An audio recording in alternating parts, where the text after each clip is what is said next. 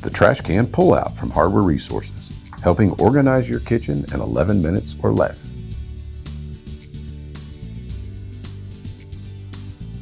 Tools required for installation: Phillips screwdriver or screw gun. You may desire to use a measuring tape to determine mounting location, though not necessary, and some sort of marking device.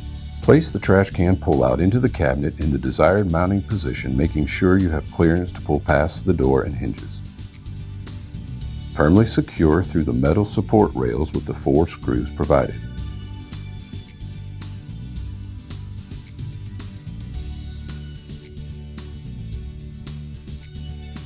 Unfold the basket supports and slide the bottom wire ends into the tubes on the pull-out.